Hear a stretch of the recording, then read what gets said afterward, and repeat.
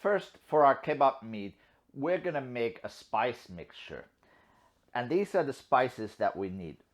We need some Aromat, which is basically MSG and a couple other spices. It's available pretty widely, Amazon, places like that.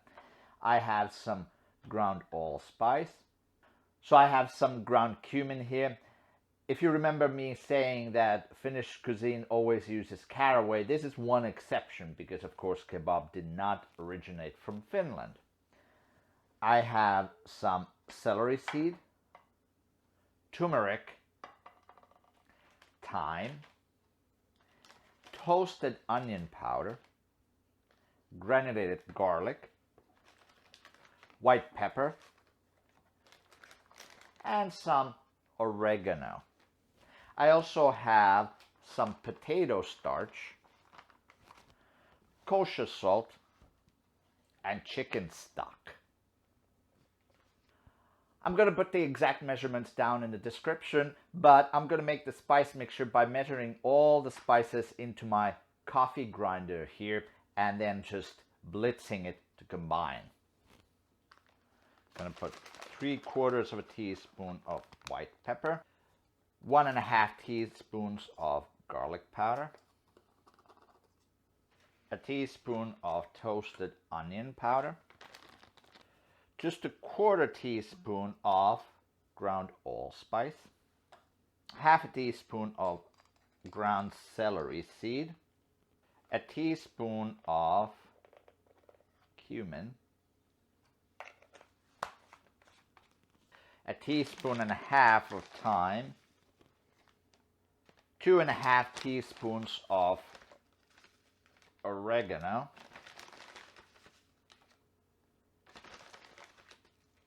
a teaspoon of turmeric, ground turmeric, and 3 teaspoons of Aromat.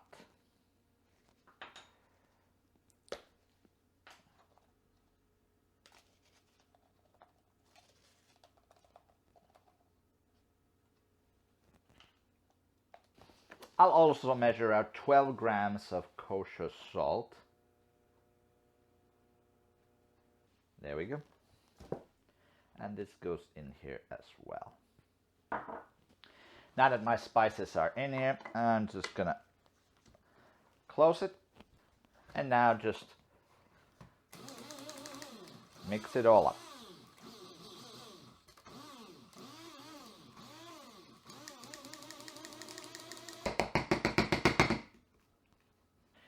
Now that the spice mixture is ready, I have here 600 grams of ground beef plus 400 grams of pork belly. The ground beef is 88/12, which I think is not quite fatty enough. So what we want to do is we want it to be a relatively fatty mixture of meat, so that's why I'm using ground belly here. I just have some cubed belly here that is very cold. It was in the freezer. I'm going to use my food processor to grind it up, then add the beef into it, the spice mixture, and potato starch, and the chicken stock. So the pork belly goes in here.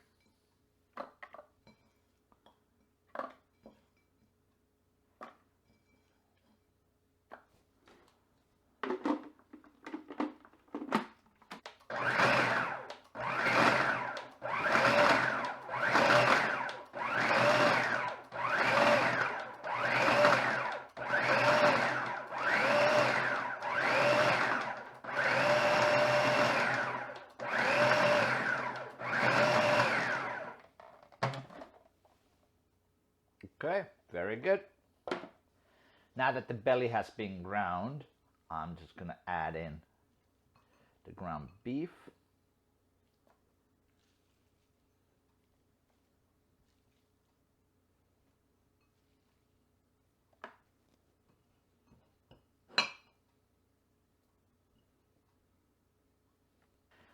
And my spices.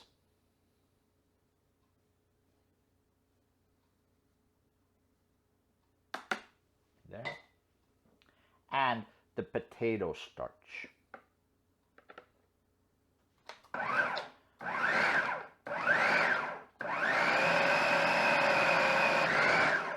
And when everything is just about combined, I'm going to pour in my chicken stock.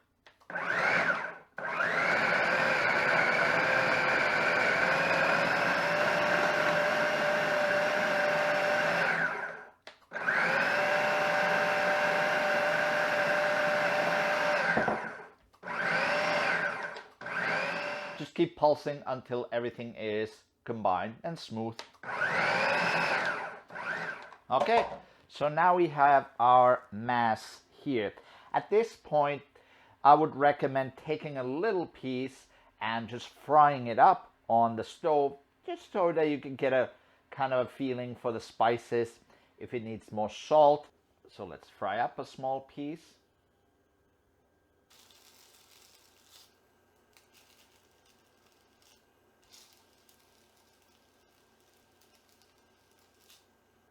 Okay, let's try this out.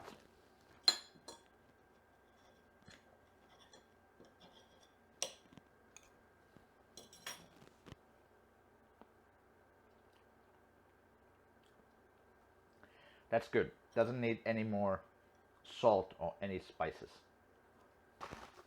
Next, we're just going to take this meat and wrap it in plastic, and we're going to put it in the freezer for at least 24 hours.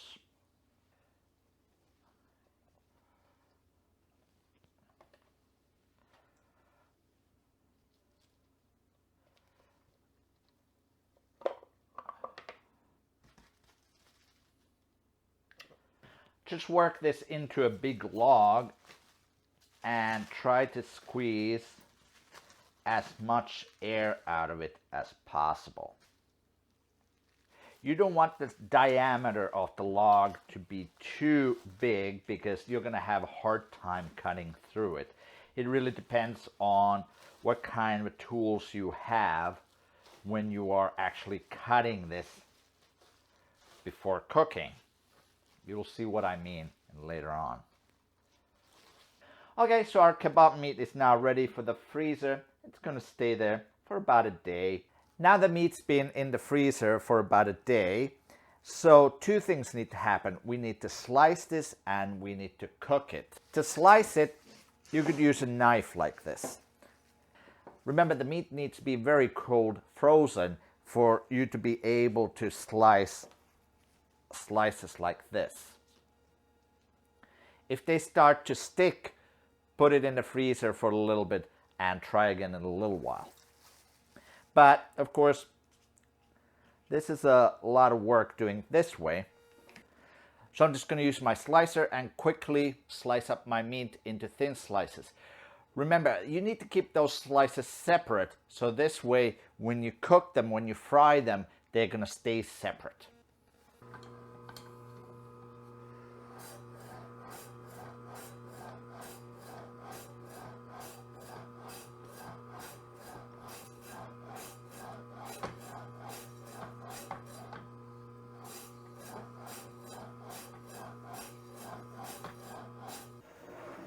Now I sliced a bunch of slices, so we're just gonna fry these up on a frying pan.